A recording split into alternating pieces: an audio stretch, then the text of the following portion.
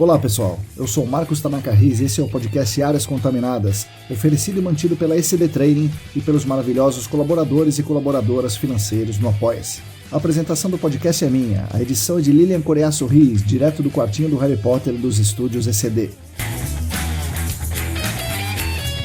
A trilha sonora é de Mauro Tanaka e de Guilherme Durão. Sigam os dois nas redes, @azalatosampa e @guilherme.durão. Estamos com muito orgulho e com a ajuda de vocês na 4ª temporada desse podcast, que tem como missão principal democratizar o acesso ao conhecimento científico sobre o gerenciamento de áreas contaminadas e sobre o meio ambiente em geral. Acreditamos na construção coletiva do conhecimento e que esse conhecimento é poder. Então o nosso grande objetivo aqui é dar poder a vocês, o poder pelo conhecimento. E ao mesmo tempo reconhecer a contribuição de cada um nessa construção coletiva. Portanto, queremos também dar voz pelo reconhecimento dessa importância. Nessa 4ª temporada, queremos continuar com esse trabalho de contribuir com os debates e fazer essa divulgação científica, e assim darmos essa nossa contribuição para construir um mundo melhor e mais justo. Contamos com todas e todos vocês nessa jornada. Venham com a gente para o podcast Áreas Contaminadas.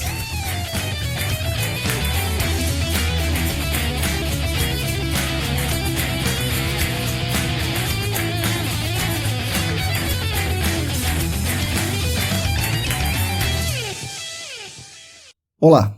Para todo mundo que está aí lavando a louça, descascando o alho, andando de metrô, conferindo os Regional Screening Levels da EPA, bom dia, boa tarde, boa noite. Eu sou Marcos Tanaka Riz e esse é o episódio número 139 do podcast Áreas Contaminadas, o 4º episódio da 4ª temporada, editado por Lilian Coreaço Riz e oferecido pelos nossos queridos e queridas 51 colaboradores financeiros no Apoia-se. O podcast Áreas Contaminadas conta com o patrocínio master da Clean Environment Brasil, que comercializa produtos e tecnologias para a investigação e remediação de áreas contaminadas. Acessem o site da Clean em www.clean.com.br. Contamos também com os patrocinadores Ouro, Laboratório E-Consulting e a Vapor Solutions.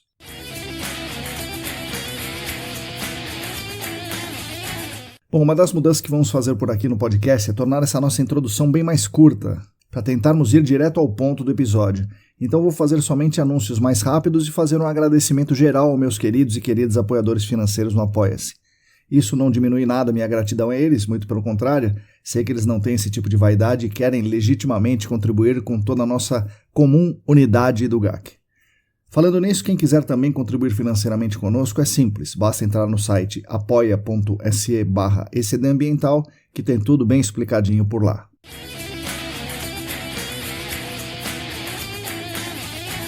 Anuncio aqui rapidamente que estão abertas, até o Carnaval, as inscrições para a pós-graduação em remediação de áreas contaminadas do SENAC. As informações estão no site sp.senac.br. Aviso também que só até essa semana estão abertas as inscrições para 2 cursos da parceria SENAC-AESAS. Um de avaliação de risco à saúde humana, outro de intrusão de vapor. Ambos online, ambos ao vivo. Informações e inscrições no site aesas.com.br/eventos.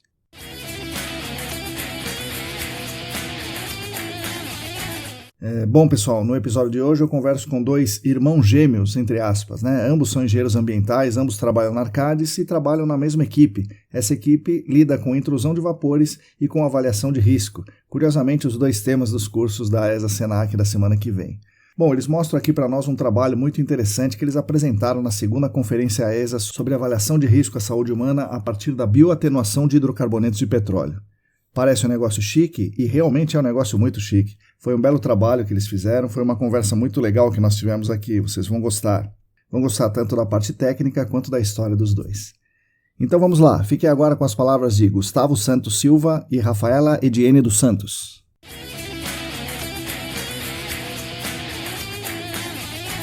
Oi pessoal, bom dia, boa tarde, boa noite. Hoje eu estou aqui com 2 convidados ilustres. Estou aqui com o Gustavo e com a Rafaela.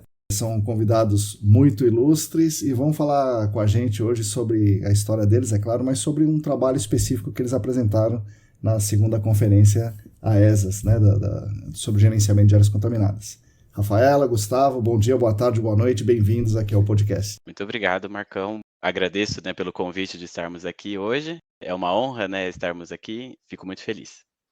Obrigado, Marcão. Como o Gustavo falou, é uma honra para a gente estar aqui com você. Obrigado pela oportunidade de estar passando aí para o pessoal sobre o trabalho. Legal.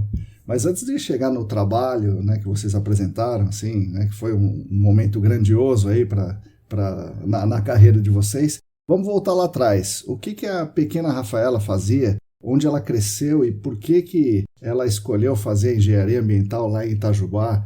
E o Gustavo, o pequeno Gustavo, onde cresceu aí no ABC mesmo? Por que você foi para o UFABC? Por que engenharia ambiental? Contem aí pra gente o que trouxe vocês para a área ambiental.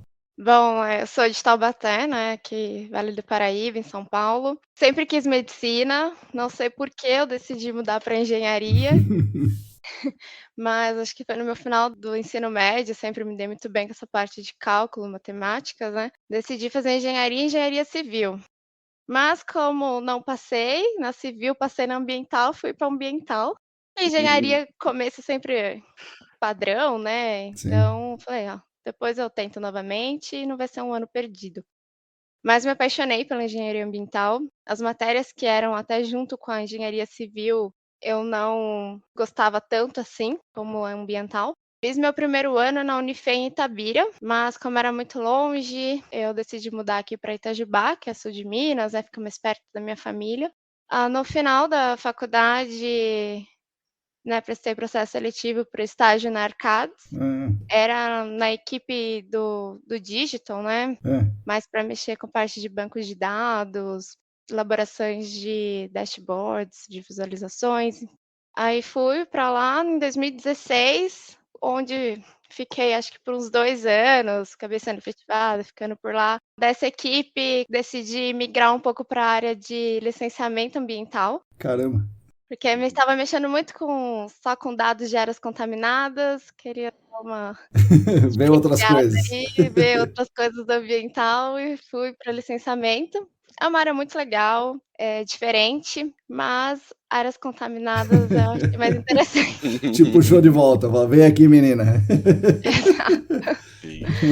Aí foi quando a equipe do TQI, que é onde eu tô hoje, que é liderada aí pela Karen Giger, nossa gerente, abriu uma vaga lá e migrei em 2017, 2018, mais ou menos. E tô até lá até hoje. Comecei trabalhando com investigação, monitoramento de vapores, ia muito para campo, elaboração de relatório. Vamos indo, algumas pessoas foram saindo, fui criando responsabilidades dentro da empresa junto com o Gustavo, ele vai se apresentar mais aí, mas já adiantando. Depois comecei a mexer com avaliação de risco dentro, né, da equipe e hoje acabo liderando um pouco a parte de avaliação de risco, né, junto com outras pessoas, principalmente com o apoio da Karen, e divido um pouco a liderança de vapor aí com o Gustavo. E aí você se aproximou de volta na medicina, né? Porque a avaliação de risco tem bastante da Pois é, medicina. né? Não saiu tanto ali do que eu queria no começo, vamos dizer assim. Bom, digital licenciamento, vapor e avaliação de risco. O que você gosta mais? Eu acho que eu gosto mais do que eu tô hoje mesmo. Digital é muito interessante, mas prefiro ver o dado em si. Não só mexer com o dado, mas entender ali mais todo o processo. Acho que ficava muito vago você mexer só com os dados e não ver, não ir para o campo, não tá colhendo ali o que realmente está acontecendo. A avaliação de risco, acho uma área muito interessante, porque você tem que entender todo o site, você tem que estudar tudo ali, e cada site é uma coisa, cada avaliação de risco é uma, então é desafiador. Acho que cada projeto que você pega é um novo desafio, e isso acho muito legal. E por estar mexendo com avaliação de risco, eu iniciei a pós no Senac, né, que eu acho que é essencial para entender e te dar uma bagagem para ter projetos cada vez mais eficientes, né, e com ótima qualidade. Estou na turma do GAC 22, que iniciou esse ano, né? Aí do ano que vem a gente finaliza aí. Se tudo der certo, né, Rafael? Vai dar, né? Vai dar, sim. Mas esse meio campo fiz vários cursos também do Senac, todos esses aí que são fornecidos, esses mini cursos, né, com poucas horas aí, fui fazendo para me especializar cada vez mais nessa área aí do GAC, né? Legal, isso é uma vantagem de estar lá no Senac, é isso, você fica sabendo das coisas e às vezes tem a oportunidade de ter bolsas, né, nesses cursos da ESAS com o Senac e conseguir fazer sem pagar, o que é muito interessante. Isso é ótimo, né? Com certeza. Legal, Rafaela. Essa é a minha pequena trajetória ali. Isso, da pequena Rafaela, não tão pequena, mas já no ensino médio, né? Até aqui. Legal. E você, Gustavo, como é que foi a sua? O pequeno Gustavo, tal, jogava bola ali por Santo André, tal, não? Não, futebol nunca foi muito a minha praia, na verdade, né? Mas de qualquer forma, assim, eu fui criado no ABC, sim. Eu morei em Santo André e São Bernardo, né, quando eu era criança, apesar de ter nascido mesmo na cidade de São Paulo. Com 1 ano de idade, eu fui morar em São Bernardo do Campo, depois fui para Santo André. Mas o ensino médio inteiro eu fiz em São Paulo, né? Mas a minha família toda, a família do meu pai é do ABC. E quando na verdade, em questão de gostos, assim, né, a minha pretensão não era fazer medicina, mas era fazer biologia. Mas eu gostava muito da área de exatas também, né, assim, eu ia muito bem na área de exatas, né, no colégio. Mas biologia era o que eu gostava mais, mas, assim, sempre tinha aquela preocupação financeira, né, de: "Ah, será que se eu fizer biologia eu vou conseguir emprego?", né, Sim. tenho primos que são biólogos que tiveram um pouco mais de dificuldade, né, de se inserir no mercado de trabalho. E como eu tinha essa aptidão, né, pela área de exatas, eu falei assim: "Ah, por que não procurar, cursos, né, que tivessem as 2 áreas correlatas?", né. Então, pensei em fazer engenharia química, pensei em fazer engenharia florestal, engenharia ambiental, e na época a engenharia ambiental estava meio que surgindo, né, estava como uma das áreas promissoras. Uhum. Acabei aplicando, né, eu fui a segunda turma que fez Enem, né, nesse novo modelo, nacional, né, Sei. já era nacional, né, mas, com essa amplitude, né, de você entrar em várias universidades públicas, e acabei passando na Universidade Federal do ABC, né, e lá a vantagem da Federal do ABC é que você entra no curso de ciência e tecnologia, né, e você não entra no seu curso específico. Então você tem 3 anos para poder verificar, né, qual curso de formação específica você vai querer seguir. E lá a engenharia ambiental é engenharia ambiental e urbana, né, a gente tem várias disciplinas que são focadas em planejamento urbano, planejamento de transporte, Interessante. habitação, que quer queira, quer não, também estão relacionados, né, o que a Total. gente atua, né, hoje Totalmente. também dentro da área de GAC, né. Então, por mais que lá a gente não tivesse muitas disciplinas focadas para áreas contaminadas, essas outras disciplinas também dão base, né, para a gente falar um pouco mais de legislação, né, habitação, que influenciam bastante aqui, né, no nosso meio. Eu entrei também na Arcades depois como estagiário, né, como a Rafa também na equipe do digital, mas eu não comecei trabalhando com um banco de dados, né, que a Rafa entrou. Eu entrei em 2016 e com a parte de geoprocessamento, então fazia elaboração de mapas, de figuras, algumas figuras em 3D, alguns modelos conceituais em 3D eu ajudava a construir. Depois acabei migrando para uma das equipes técnicas, né, que faziam já o gerenciamento que a gente fala, né, completo ali, né, do cliente, né, ou do caso.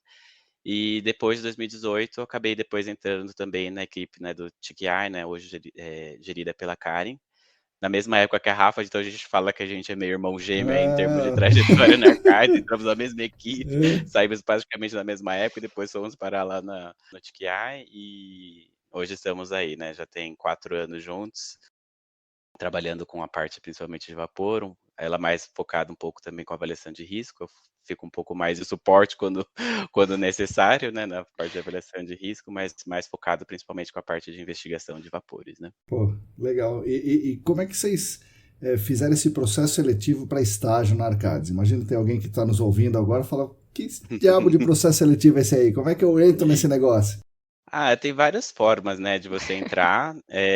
Hoje acho que a ferramenta principal, eles divulgam, né, algumas vagas, né, no vagas.com, né, às vezes no LinkedIn aparece também alguns links onde você pode se inscrever, né.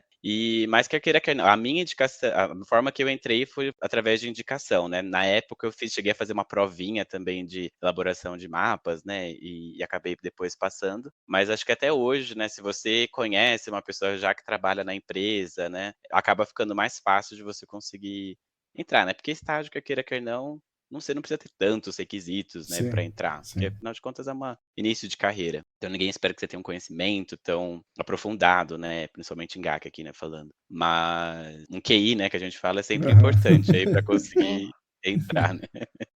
Eu também fui por indicação.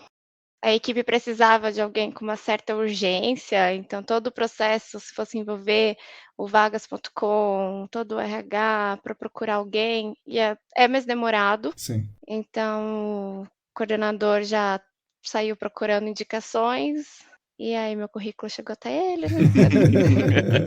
Cheguei a fazer uma provinha, só que no meu caso, Sim. como era para mexer com banco de dados, que era Uhum. o Equus na época, que é até hoje, Uhum. e muito Excel, a minha provinha já foi voltado para o Excel, eram algumas funções básicas. Porque senão todo mundo põe que Excel avançado, mas vamos ver se é avançado mesmo, né, Rafaela? É, bem Sim.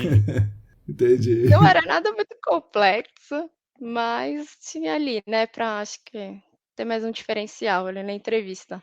Legal. E, bom, então hoje vocês estão na mesma equipe, né? E como é que funciona isso para nós que não estamos lá, na Arcades, né? A gente não sabe muito bem como é que funciona, porque em consultorias menores as pessoas fazem tudo. O que acontece ali na equipe de vocês? Todos os projetos da Arcades que envolvem intrusão de vapor ou avaliação de risco, cai para vocês, é isso? Exato. Caramba! Hoje a Arcades tem, acho que mais de 7 equipes técnicas, né, que Uhum. são voltadas direto para o cliente, que faz todo o gerenciamento, mas algumas partes do gerenciamento são subdivididas em outras equipes. Talvez possa dizer que a fase final ali se envolve remoção de solo, é uma outra equipe, Uhum.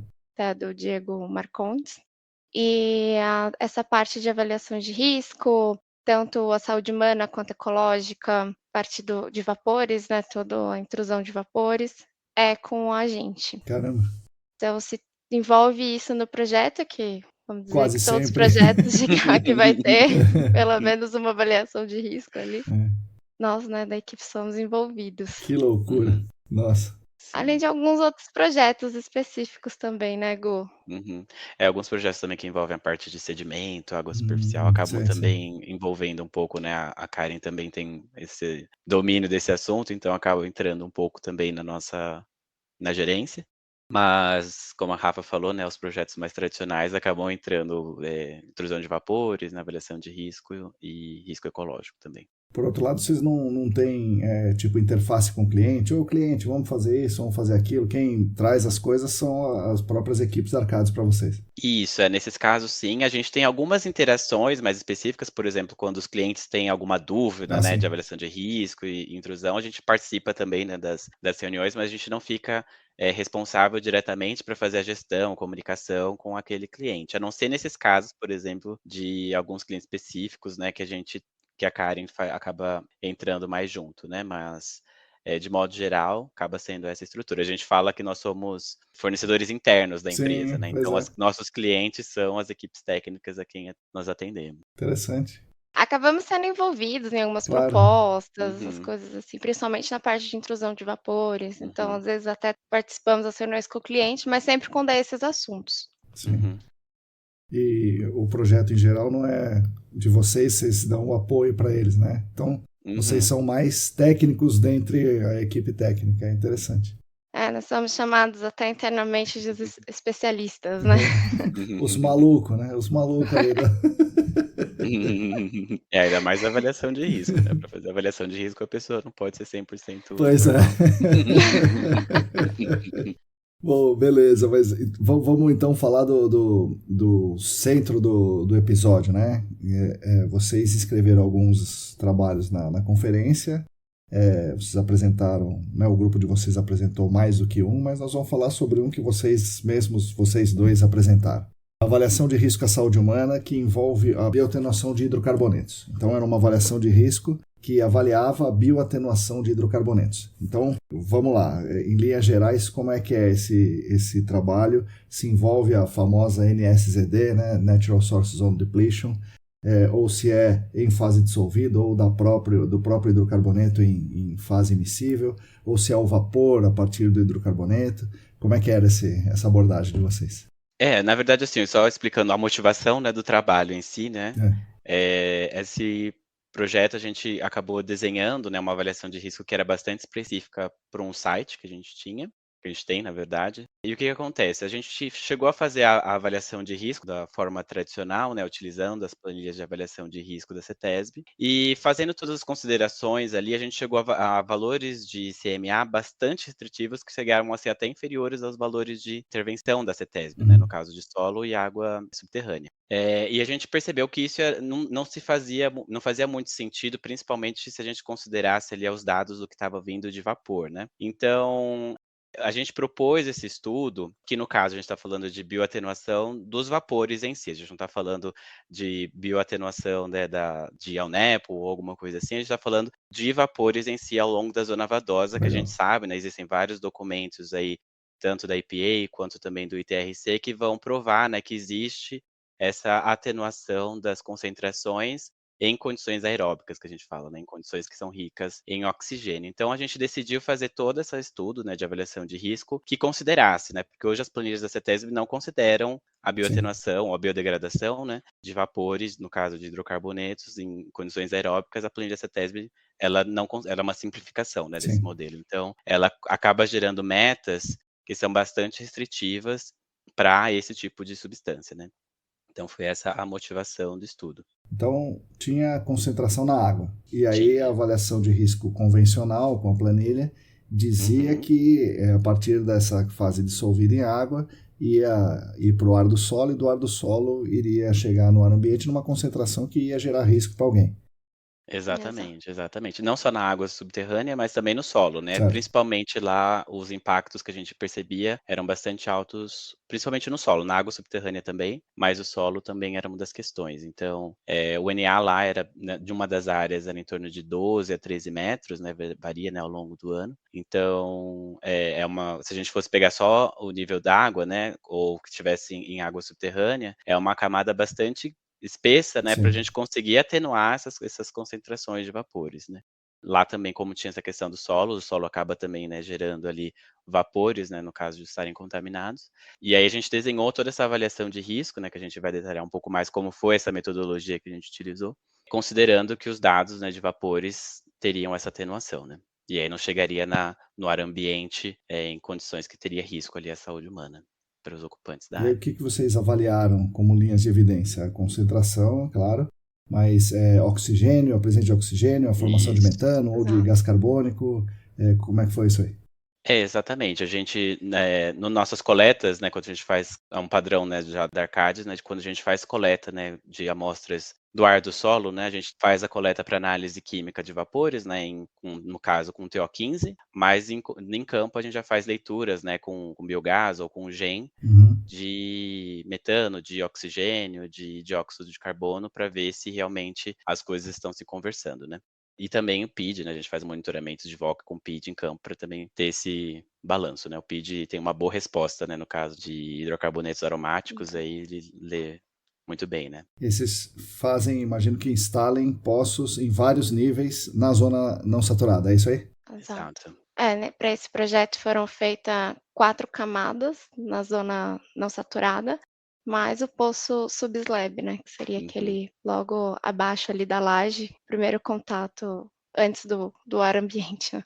uhum. E em todas essas camadas foram coletadas a amostra para análise química e também, como o Gustavo falou, a coleta em campo, né, a medição em campo dos gases. E daí vocês vão comparando uma campanha, outra campanha, se aumentou, se diminuiu, Uhum.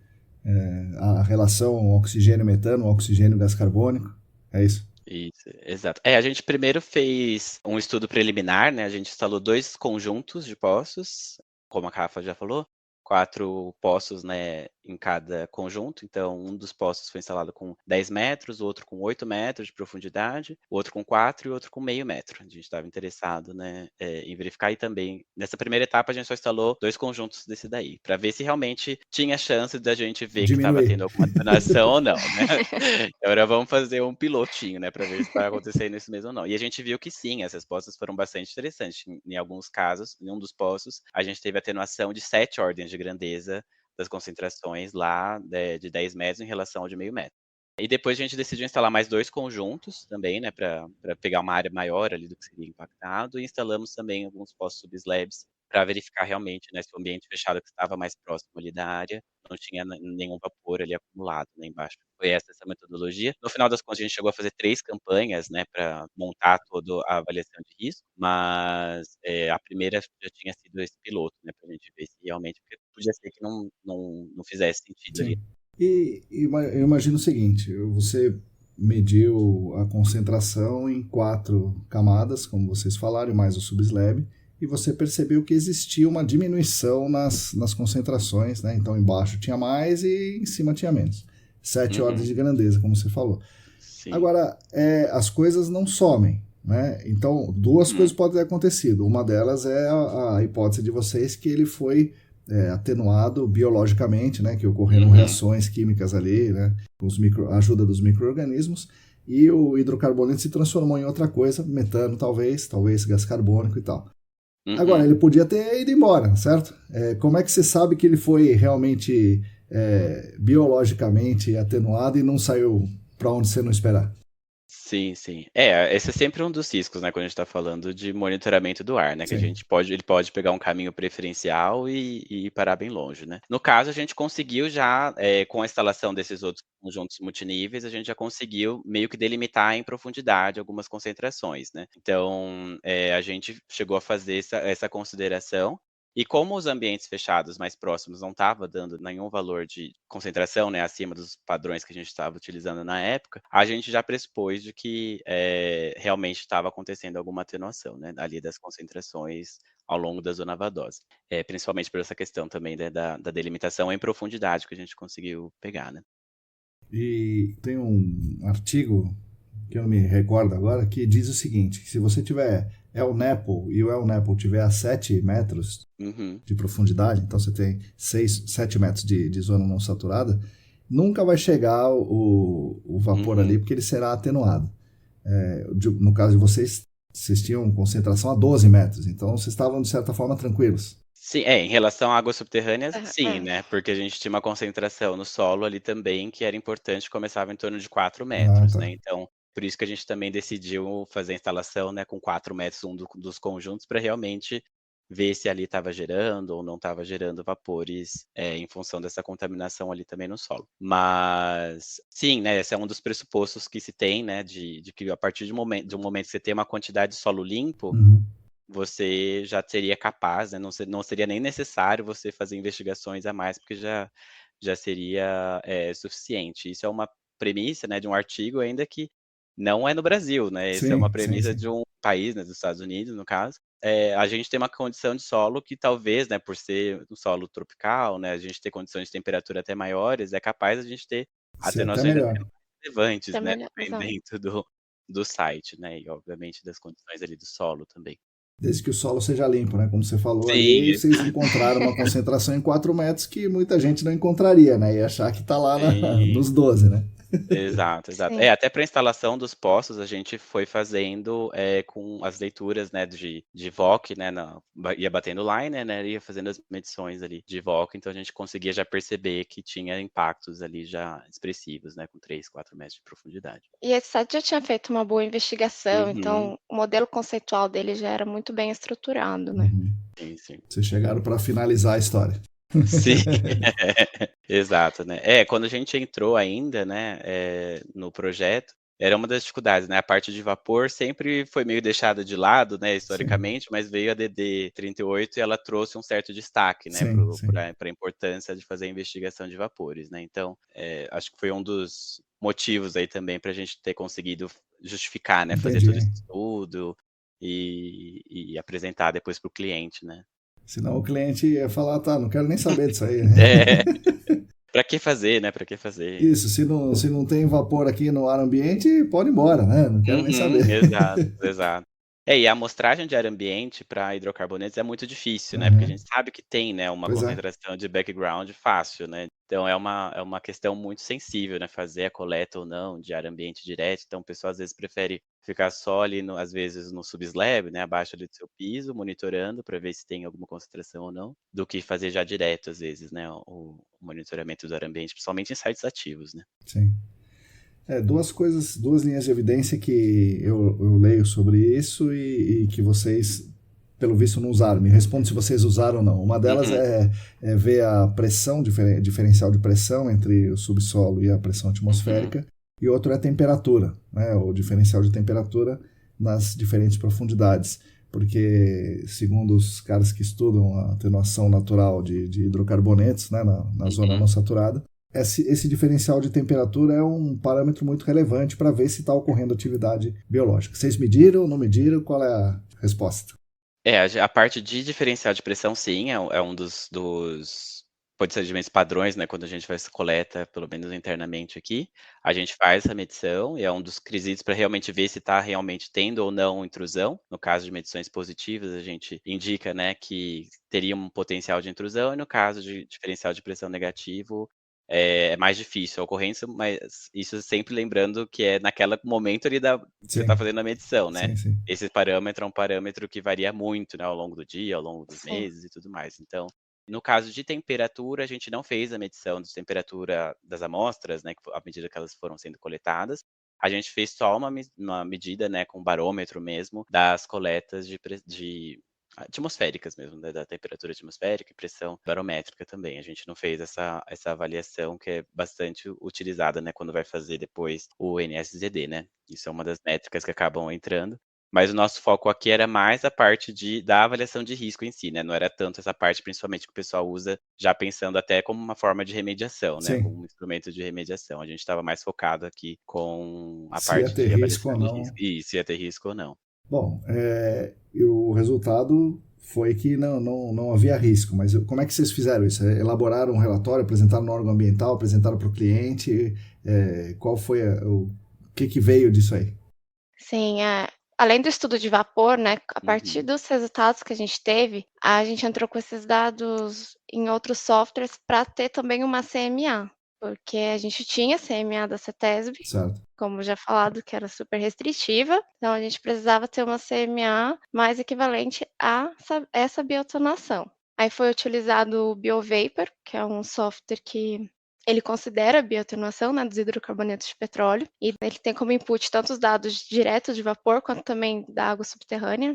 Nesse caso, como a gente já tinha o vapor, a gente preferiu ser mais específico, né, entrar já com os dados de vapor por camadas e por conjunto de poços. A partir do BioVapor, a gente gera, então, os fatores de atenuação, que são fatores que consideram essa bioatenuação, e a partir do fator de atenuação, que hoje a planilha da CETESB considera o 0,03, que é totalmente restritivo para um site industrial, né, ainda mais para hidrocarbonetos de petróleo, a gente gerou outros fatores de atenuação com ordens de grandezas menores, né. Sim.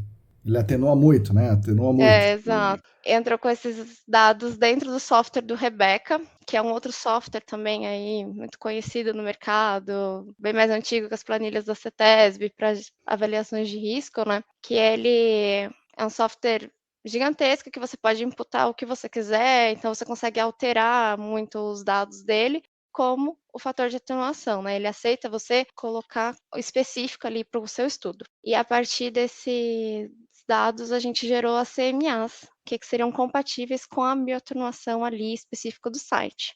Todo esse estudo foi apresentado no relatório, com todos os dados do monitoramento de vapores, com gráficos explicando até principalmente com os dados dos gases fixos ali, concentrações de oxigênio, metano. Uhum. E assim, a gente conseguiu ter mesmo pegar a teoria e Uhum. comparar com a prática, e tudo aquilo que a gente via da EPA, desses artigos ITRC, realmente estava ali, né. Legal.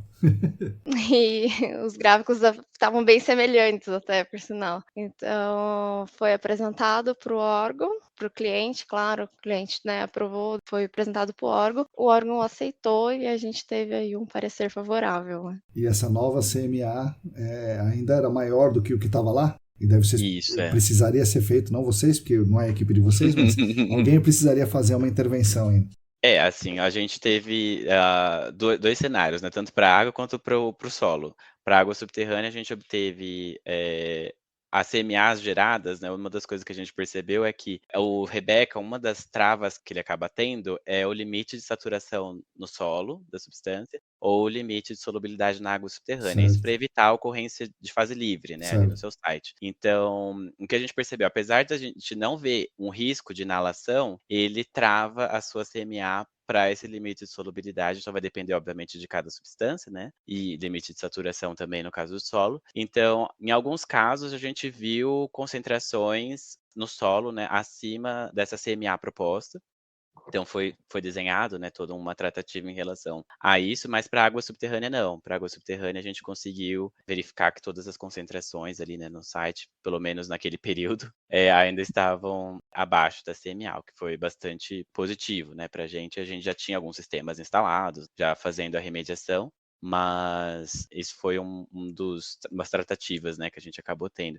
Só voltando na outra pergunta, Marcão, a gente, quando começou a desenhar, né, esse modelo, a gente ficou bastante receoso, né, porque uma das coisas que está escrito na DD é que a gente precisa utilizar as planilhas de risco da CETESB Sim, para sim, fazer o cálculo do risco, né. sim. E a gente ficou assim: "Nossa, e agora? A gente vai poder usar outras ferramentas ou não?" E a gente fez uma consulta mesmo à CETESB, falando se poderia ser utilizado, e uma das coisas que eles falaram use a planilha CETESB e apresente um software que seja público ou de conhecimento, geral, assim, né, e que pra gente, se eles precisassem, né, fazer alguma utilização, eles poderiam. Então, no caso, a gente fez, né, na elaboração do relatório, uma avaliação de risco utilizando a CETESB, como se a gente pudesse usar Tier 1, Tier 2, né, o pessoal às vezes acaba utilizando esses termos, né, no sentido de primeiro a gente faz primeiro modelo com Sim. tradicional e depois a gente refina ele. Exato. E aí o caso do BioVapor que a gente utilizou, ele é um software público, né, é bastante intuitivo de utilizar, é um software que foi desenvolvido pela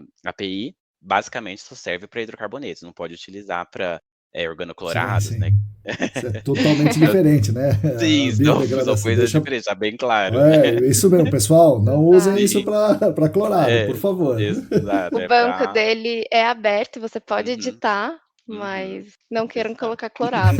Exato, que não vai dar muito certo. Mas, e depois a gente consegue utilizar, né, esses fatores de atenuação que a Rafa comentou, que é uma atenuação na zona saturada, né, não é aquele fator de atenuação que a gente ele também calcula, né, mas não é aquele que a gente está falando só aquele, Do subslab pro. subslab para o ar ambiente, mas ele também faz o cálculo da atenuação ao longo da zona vadosa. E aí a gente introduz ele no Rebeca e depois deriva, né, as CMAs também, que ele sozinho ele não consegue fazer, o BioVapor, essa CMA, Ah, tá.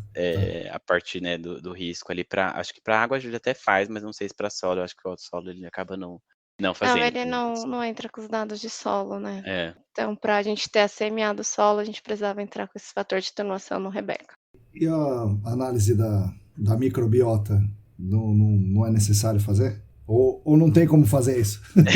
Não, até tem, né, a gente sabe que existem análises, né, que conseguem fazer pelo menos a avaliação, né, de alguns tipos de micro-organismos, né, que conseguem bioatenuar. A gente acabou não fazendo isso, né, nesse projeto, é uma das coisas até que foi levantado lá no modelo, quando foi iniciado, né, mas a gente acabou não indo à frente com essa parte, né, a gente preferiu primeiro focar com essa parte de vapores mesmo, né, para ver se acontecia ou não, e a gente viu que estava acontecendo, né, uma forma indireta, né, de confirmar de que tem micro-organismos ali realmente capazes, né, de biodegradar. E aí seguimos com essa forma, pelo menos de metodologia. Com certeza seria um passo a mais, né, uma linha de evidência adicional que poderia Exato. ser utilizada, sim. E os poços instalados no ar do solo, são poços simples ou tem alguma coisa especial, tipo tem que ser de inox, tem que ser de teflon, tem que ser de. Como é que funciona? Os poços são poços seguindo, né, todas as normas aí. Por enquanto a gente não tem nada nacional, mas Uhum. seguimos as normas estrangeiras aí. Uhum. A STM, né.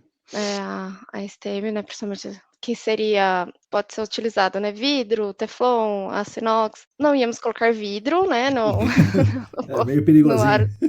Sim. Aí a gente utilizou são poços já padrões, vamos dizer assim, da Arcades, que é filtro de aço inox Uhum. com mangueira de teflon. Então a gente tem uns filtros de 15 centímetros aproximadamente, né, que são já pré-fabricados. A gente encaixa em mangueiras de teflon, na mangueira a gente consegue colocar na profundidade desejada, né, e no final Uhum. conexões também com, né, vedação ali 100% também de aço inox. Não sei se eu posso falar marcas aqui, né, então. Por mim pode, você que manda. Como é que era? O fecho, antigamente dizia que a válvula tinha que ser... Sogelock, Isso, né? só Gelock. Isso, exato. É isso É, o aí que a mesmo? Ela gente virou o usa. modelo, Legal. exatamente, exato. Legal. E as coletas também, né, seguindo todas as normas da STM, material mandado por laboratórios acreditados. Uhum, Antes de realizar as análises, a gente segue muito com os testes de estanqueidade, que é o teste de estanqueidade leak test, né, que é o do poço. Então a gente faz uma atmosfera de gás hélio para verificar se o poço está estanque, mesmo aqueles em profundidades, né, são conhecidos como os PVs, é muito difícil eles não estarem estanques, né, Sim. até por conta de complexos que são de instalar, né, sua instalação é como se fosse de um posto de monitoramento, precisa ter ali pré-filtro, bentonita, Uhum. selo de uhum, concreto, mas mesmo assim é feito em todas as coletas. Então, em todas as campanhas foram feitos testes antes da coleta. A gente também faz já um procedimento antigo da Arcadis de fazer o teste de Schotin. Hoje acho que ele já está sendo bastante implementado no mercado, mas a gente já faz há um tempo, que é verificar toda a estanqueidade do sistema de amostragem. Então, através de uma válvula, logo que na parte de baixo assim, do sample tray, né, que é o trem de amostragem, que é aquela por onde, né, vai ligar o poço até o canister, que é o amostrador, né, ou a barrel vac. E aí é colocada uma válvula, a gente fecha a válvula, espera ali por uns 5 minutinhos para ver se a pressão do canister permanece estável. Permaneceu estável quer dizer que não está vindo, né, não está tendo nenhum vazamento, porque o canister não está mostrando. Para quem não conhece, né, nunca ouviu falar, mas o canister ele é um amostrador que é com vácuo, né, então não é uma bomba que puxa o ar, ele é evacuado a mais ou menos menos 27 a 30 polegadas de mercúrio, que aí puxa o ar por uma vazão também controlada de no máximo 200 ml. Aí depende do laboratório. uhum. Tem laboratório que consegue fixar ali no 150, mas tem que ser no máximo 200, de acordo com as normas. E além disso, também tem um outro teste de estanqueidade que a gente faz, que é deixar o amostrador ali, finaliza ele com -5 aproximadamente, para deixar um pouquinho de vácuo nele. Sim. É mandado para o laboratório, quando chega no laboratório, antes de ser Mede o analisado, vácuo lá. eles Uhum. medem novamente o vácuo e informam a gente. Se zerar, é recoletado todo Entendi, o porque quer dizer sistema. que teve algum problema, né, nesse caminho. Exato. E Exato. como a gente estava fazendo ainda mais nesse projeto que era para verificar ali a bioatenuação, então a gente tinha um conjunto de poços, se desse problema em algum dos amostradores, né, dos Uhum. canes, a gente ia recoletar todo o É conjunto do porque, poço. né, senão eles, em outro momento não é a mesma coisa. Exato. Exatamente, um dia é diferente do outro, né. Uhum. Caramba. É tudo uma logística, né, Pois que é é, que é e um, pensada, né, e um nesse caso. cuidado, né, assim, não só o cuidado que vocês, porque imagino que vocês falem isso, né, para a equipe de amostragem, Sim, faça sim. isso. Aí entre você falar e o cara fazer tem uma distância, né, então você tem que ver se realmente foi feito, Sim. né. A É. vantagem que a gente acaba tendo, assim, né, que, são no caso, né, na época a gente só tinha um técnico, né, que fazia todas as coletas, era sempre o mesmo técnico. Uhum. Hoje a gente já tem 2 técnicos, né, que são o Rodrigo e o Adailton, dando os créditos aqui também para eles, Boa. né.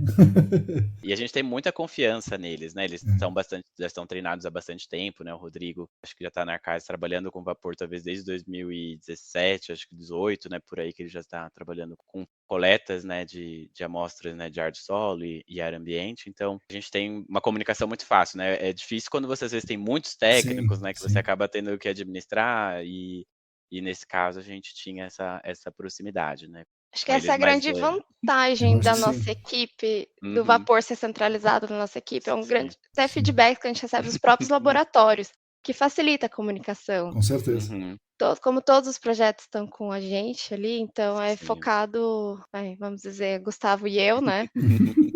Sim, E então a gente tem esse contato é, muito muito direto com o nosso técnico e com os sim, laboratórios, então qualquer problema, qualquer divergência, eles já comunicam a gente sim. rápido e mais fácil de resolver, O né. celular não para o dia inteiro. Ai, não, não para mesmo.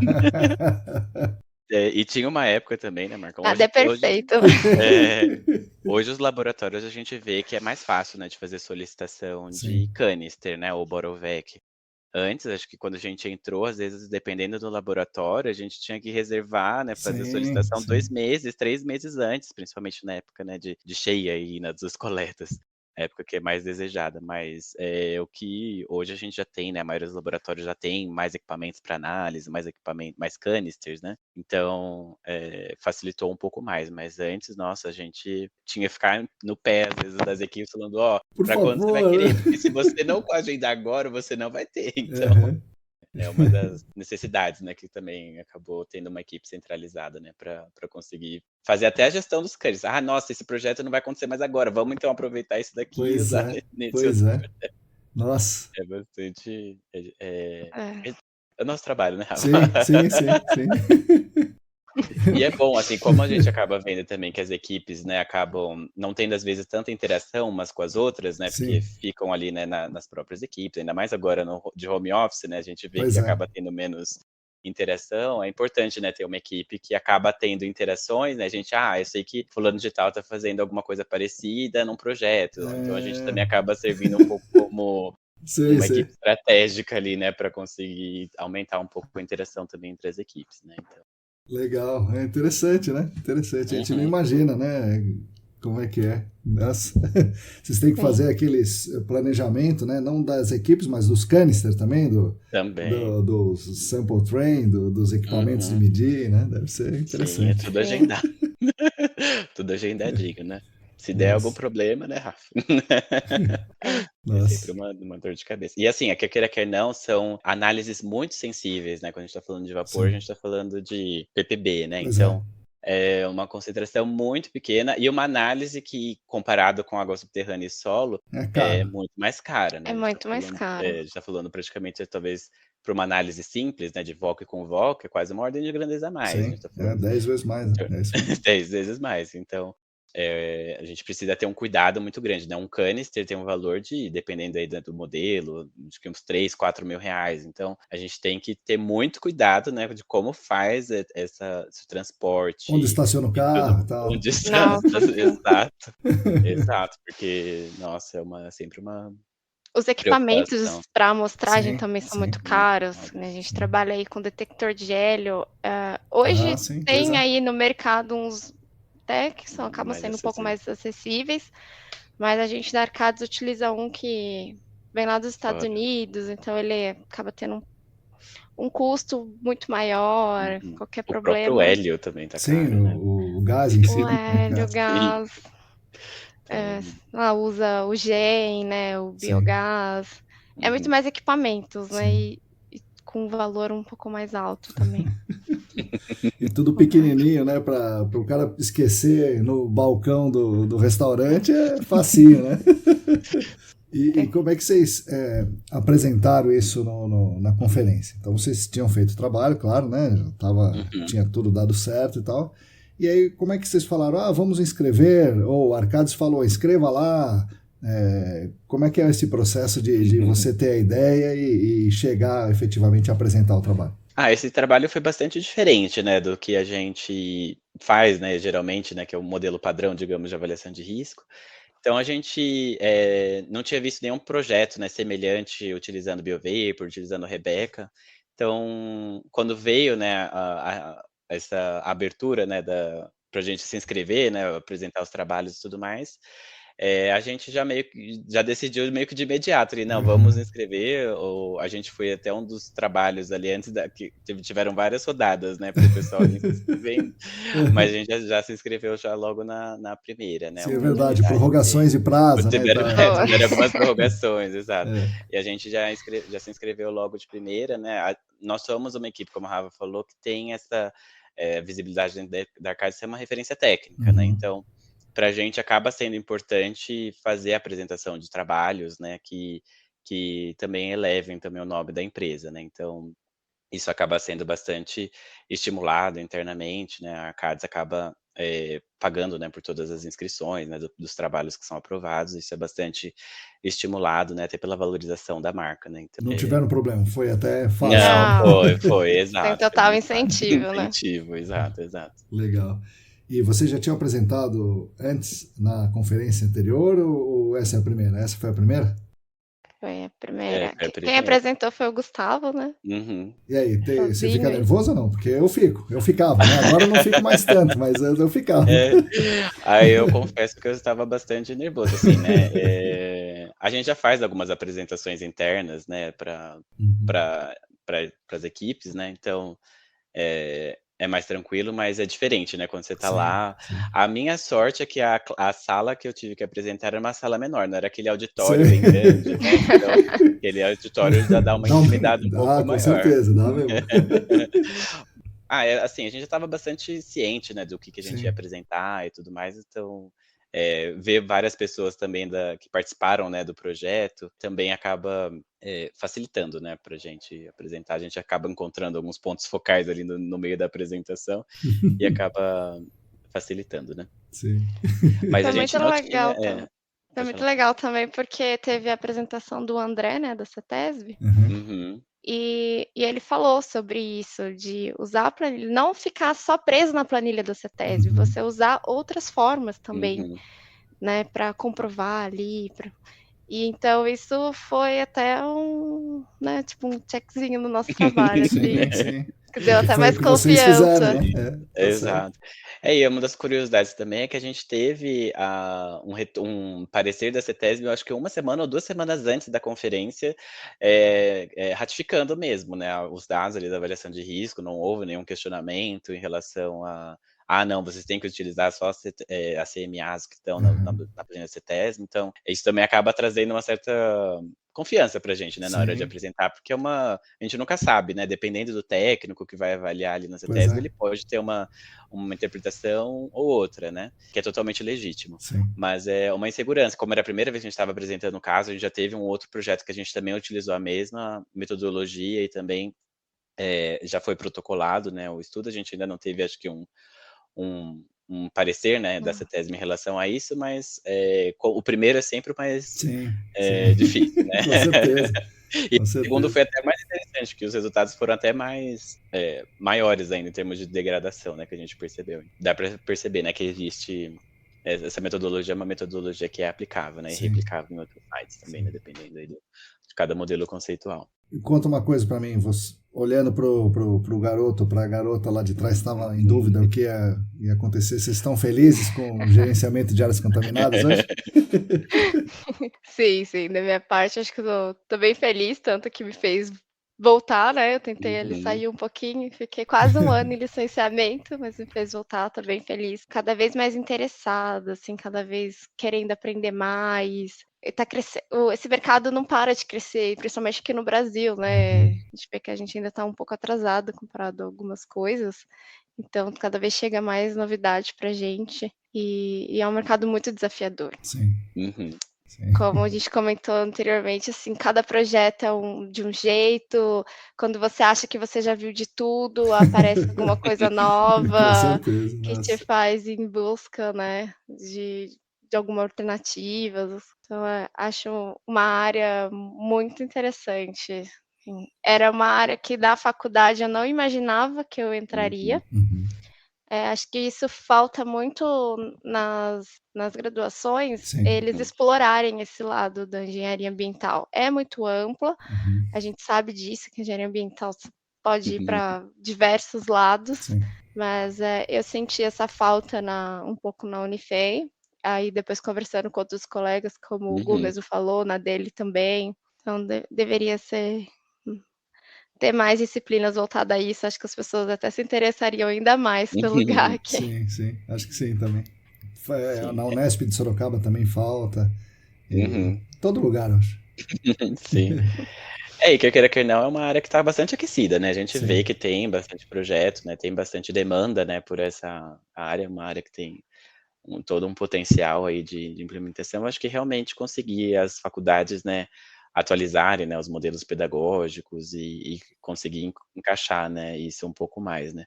A gente vê que existe uma predileção aí talvez para a área de saneamento, ou às vezes para a área de Sim, geotecnia, né, não sim. sei, mas dependendo aí da graduação, da faculdade, né. Na minha, no caso, era a parte de urbanismo, né, que era Uhum. bastante forte, eu trabalhava muito com a parte de transporte quando eu estava fazendo pesquisa, né, mas aí áreas contaminadas era bem pouco Você tá mesmo. contente então também, Gustavo? Tá Eu tô contente. feliz sim, tô bastante feliz. Eu sou bem sorridente, né, Ainda bem, né? Ufa. sim, sim, sim. 2 Não, foi pós-graduações depois, eu espero que esteja gostando. sim, não, com certeza, né, pra quem 2 pós-graduações, acho que 3 ou 4 cursos que eu fiz já desses do Senac também, né, é uma área que eu gosto também bastante de trabalhar, né, e estamos aí, vamos continuar trabalhando, né, pra Sim, isso. sim, descobrindo coisas novas, é isso aí. Sim. Sim. Eu brinco, né, eu falo que para quem faz a pós-graduação do Senac tem que gostar mesmo de áreas contaminadas, porque você entra ali naquela imersão, é Sim, uma de extensão do sábado. trabalho. Sim, sim. E para quem já está na área, né, que eu acredito que a maioria ou quase todos, Uhum, dependendo da Uhum. turma, né, uhum, você tem é uma extensão, é como Sim, se você uhum. trabalhasse de segunda a sábado, exatamente, é isso mesmo. se não gostar não consegue Mas finalizar o recomendo, curso. né, Rafa, mas recomendo. Não, Não, gente, eu sou Se você está no sim, mercado é importante, né? Você demais. importantíssimo, importantíssimo. encurta caminhos. Você iria aprender aquelas coisas lá, mas ia demorar muito mais Uhum. sozinho, né? Muito mais Quando você está tempo, com lá. Ah, certeza. não, abre sua visão para muita Sim. coisa. Sem contar os QIs também, né, que podem Ah, surgir, né, de isso tem bastante. sim, isso com certeza, né, Sei, né. a gente acaba tendo vínculos, né, bastante fortes, né, com o pessoal que a gente acaba trabalhando. Até na ESAS foi muito legal, assim, de ver pessoas com quem eu fiz pós-graduação, né, Uhum, lá, o GAC na época, tirou foto, né, junto com o pessoal, sim, então é bastante legal, né, de encontrar os rostos familiares aí quando a sim. gente está participando dessas conferências, né. Bom, agora vocês me contam o seguinte: o que que eu esqueci de perguntar para vocês, ou que eu não perguntei para vocês, que eu deveria ter perguntado e acabei não perguntando? Mas essa pergunta é muito complexa, né, Marcão? É, pois é. Eu vou colocar aqui só algumas coisas que foram algumas conclusões gerais, né, do trabalho Sim. que, pelo menos nos slides, né, quando a gente fez um resumo das principais considerações que a gente pode Hum. utilizar, né, que a gente conseguiu aprender com esse estudo, Então né. vai lá, Gustavo. Quais foram as conclusões gerais? As conclusões gerais, né, que a gente teve com o estudo foram, né, primeiro, né, foram 5 conclusões que a gente teve, mas a primeira, né, que realmente, a biodegradação, no caso, para hidrocarbonetos de petróleo, né, eles se degradam muito rapidamente em condições aeróbicas, né. Então é importante, quando a gente for fazer as medições em campo, aqui realmente as concentrações de oxigênio são altas, então Uhum. baixa concentração de oxigênio, né, alguns estudos vão falar que baixa concentração, ou estaria numa condição anaeróbica, em torno de 1% ou a 4%, aí dependendo da referência, né. Então, se você estiver com valores bastante baixos, pode ser que o seu potencial de biodegradação, seja limitado, né. Uma das outras coisas, né, que o modelo conceitual do site, é importante ter realmente essas medições de gases, que a gente vê que às vezes, as consultorias na hora de fazer a coleta, eles fazem só a coleta lá da amostra de vapor, mas não Uhum. faz de gases, né, aí metano, oxigênio, gás carbônico, né. E eu não falo isso só para BTEC não, só Sim, para pois pH. é um Tudo dado que que está lá, fica por que que você não vai sim, medir, né? porque ele não mede, exato. Então isso também principalmente em áreas, às vezes, que estão passando por remediação, às vezes está fazendo injeção de algum produto, isso tudo altera também, Com né, certeza. essas concentrações de gases, né. A questão também de instalação de postos multiníveis, a gente às vezes instala só postos rasos, né, mesmo em áreas, óbvio, se tiver uma limitação ali do NA, Uhum. a gente não pode instalar um poço de vapor que esteja afogado, né, a gente está interessado ali no ar do solo, né, Uhum. propriamente dito. Então, mas nos casos em que a gente tem concentrações, que a gente tem um NA mais profundo, é interessante também ter ver essa distribuição horizontal das concentrações, né? Sim. Isso pode servir principalmente para identificar, às vezes, alguma fonte que a gente não conseguiu pegar, né? A Uhum. gente sabe que a amostragem de solo é sempre um desafio, né, Marcão? Sim, Você que é sim. um especialista nessa área, O a rei da amostragem amostragem de sal. exato, a amostragem de solo é sempre difícil de você acertar. Às vezes meio metro para o lado que você foi, você perdeu o hotspot ali, né? Sim. Então, a amostragem de instalação de poços multiníveis é importantíssima, às vezes, até já na fase ali confirmatória, para ver se realmente se o seu solo realmente não está contaminado, ou se a água subterrânea também não tem, né? E às vezes a gente não conseguiu pegar fazendo a amostragem direta dessas duas matrizes, né? E também, isso também chama um pouco a atenção quando a gente está falando de amostragem passiva. E quando a gente está fazendo a amostragem passiva, a gente ainda não sabe, né? A gente às vezes está ali saindo de uma avaliação preliminar, né? Começando ali a avaliação, investigação confirmatória. E às vezes, dependendo ali da sua malha, né, ou o tempo de amostragem, né, se você deixar pouco tempo de amostragem, pode ser que o seu amostrador passivo não pegue alguns hidrocarbonetos de petróleo, né? Por isso que alguns laboratórios aí dão alguma instrução de você deixar 7 a 10 dias para clorados, mas para hidrocarbonetos, às vezes eles recomendam deixar 2 semanas, para ter mais tempo de amostragem, né? De você realmente conseguir captar ali no seu amostrador. Mas se você tiver uma contaminação mais profunda, pode ser que mesmo assim, você deixando 14 dias, você não pegue, porque no nosso caso ali, os nossos subslab, quando a gente instalou, não ia pegar. A gente ia falar, nossa, esse site aqui tá limpíssimo, chuchuzinho, podemos mandar bala. Mas no caso, a gente consegue, com uma amostragem de poços multiníveis, a gente consegue pegar isso, né? E daí você recomenda, então, que mesmo no screening se coloque amostrador passivo multinível, isso seria o melhor. Isso seria possível, né? Mas dá um trabalho. Existe uma dificuldade técnica, né? De você fazer essa instalação dos poços, dos amostradores passivos em profundidade, né? Porque depois você tem que pensar, né? Como que você vai retirar isso e tudo mais. Mas se não for possível, né, fazer em profundidade, você pode também instalar os poços multiníveis em profundidade, né, os poços permanentes, né, o poço temporário, se for o caso. Aí já seria uma coleta de TO15 mesmo, ou eventualmente algum laboratório móvel, se for de interesse. E se você colocar, desculpa te interromper, pode cortar. E se você coloca um poço do jeito que vocês falaram, né, com 15 centímetros de inox e, digamos, 4 metros de profundidade, certo? Só que você pendura o amostrador passivo aqui em cima. Né? E se ele estiver bem vedado com o swage lock ou sei lá, alguma coisa assim, né? E tiver tudo bem feito aqui, o único gás ou vapor que vai entrar vai vir pela seção filtrante, certo? Mesmo que você coloque o amostrador aqui em cima, poderia dar certo, ou não? Poderia, desde que a sua pressão diferencial favoreça, né? Porque se você tiver uma pressão diferencial que a gente fala que não favoreça esse movimento ascendente dos vapores, pode ser que ele não chegue lá em cima. A tendência seja também, descer, então. né? Tem isso também. Então, eu sei que, não sei se a Rafa, acho que já teve alguma experiência. Rafa, eu lembro que você conversou uma vez com o pessoal da Vapor, né? Que dava para instalar esses amostradores passivos mesmo em profundidade. Eles instalam, eles já trabalharam num projeto, eles estavam até explicando, aí colocaria uma tubulação de aço inox com um amostrador dentro, que nem hoje eles têm, né, o tubo, que ajuda principalmente quando direto no solo, né? É como se estendesse aquele tubo até a profundidade que você deseja. Mas aí tudo acaba ficando encarecendo, difícil, né? O custo do projeto deixa essas coisas mais difíceis também.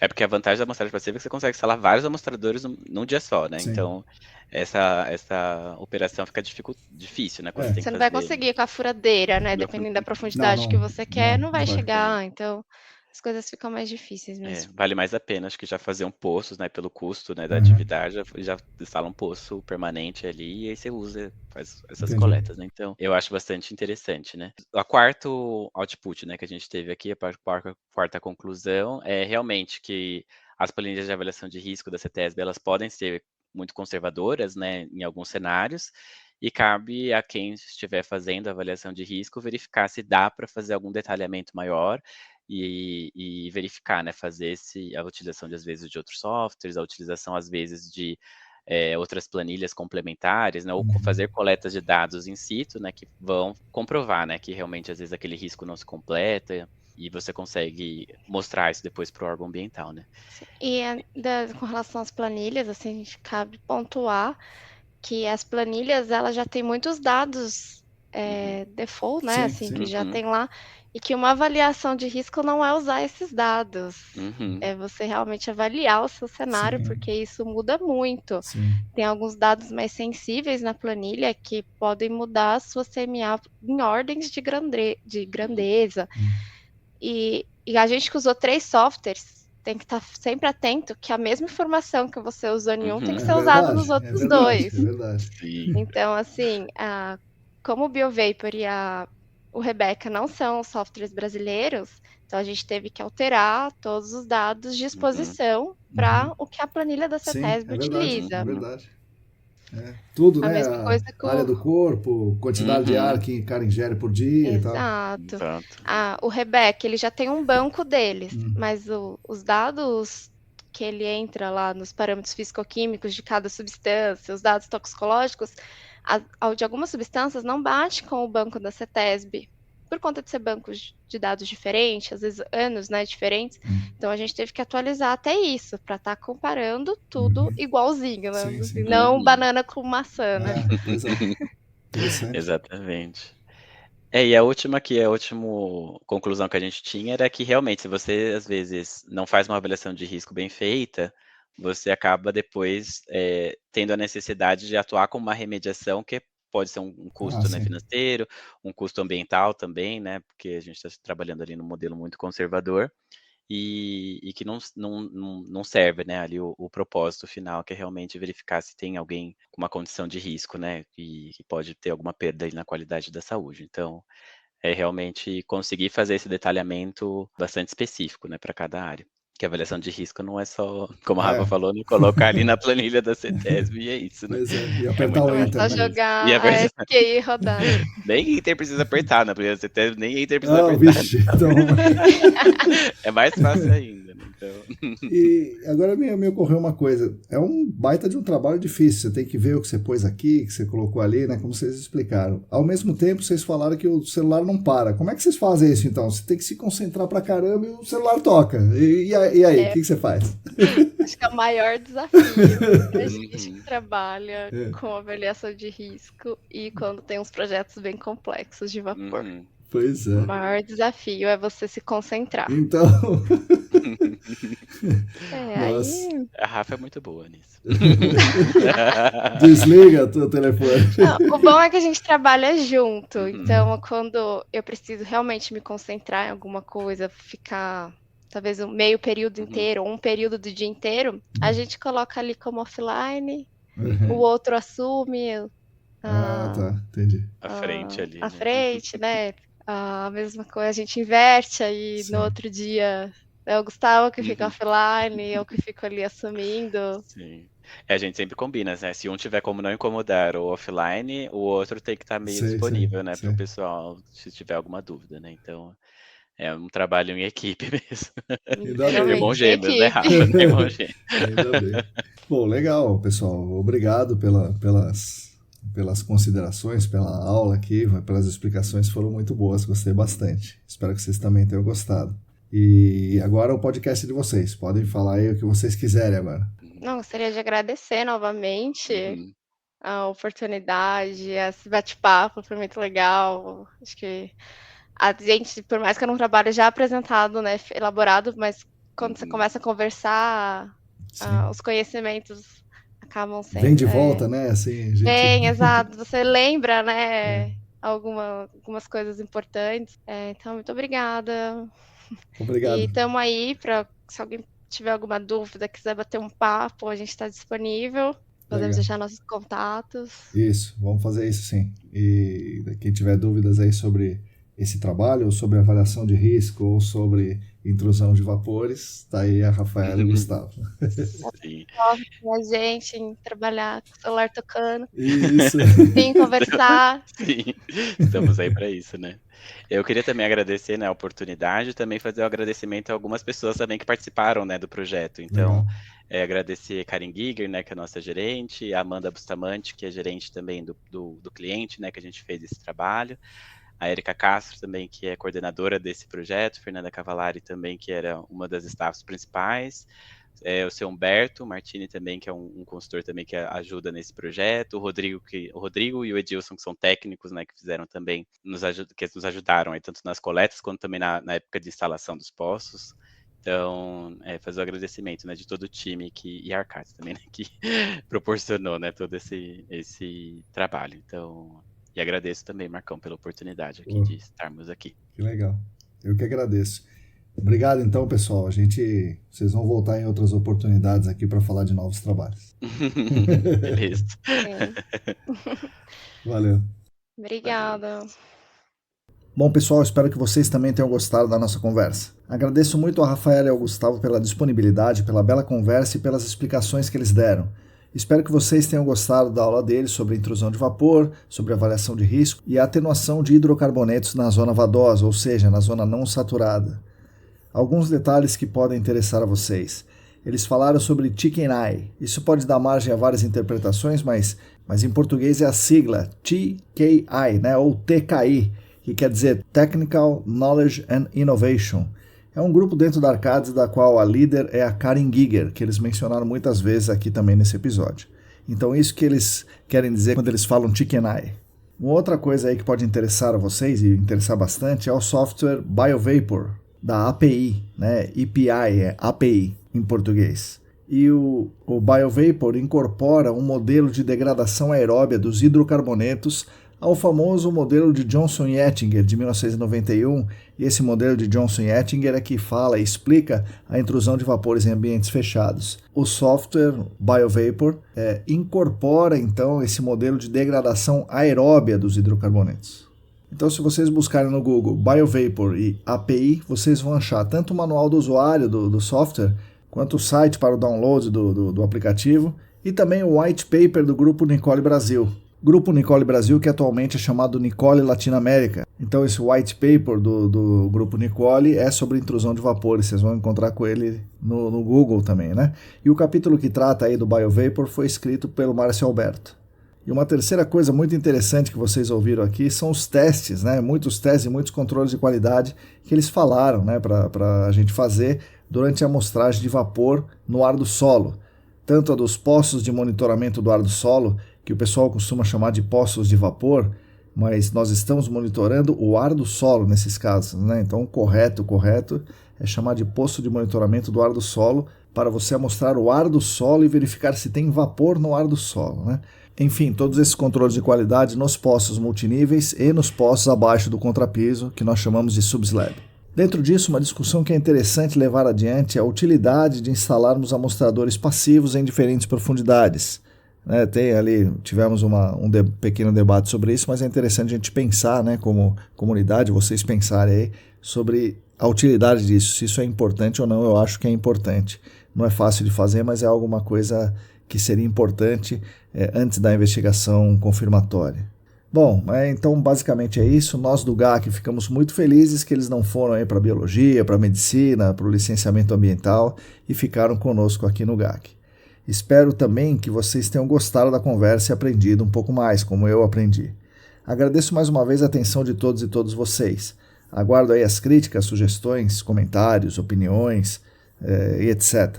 Agradeço novamente aos nossos patrocinadores, a Clean Environment Brasil, a patrocinadora Master, o Laboratório Consulting a Vapor Solutions, que são os nossos patrocinadores ouro. Agradeço mais uma vez aos nossos queridos e queridas apoiadores financeiros no Apoia-se.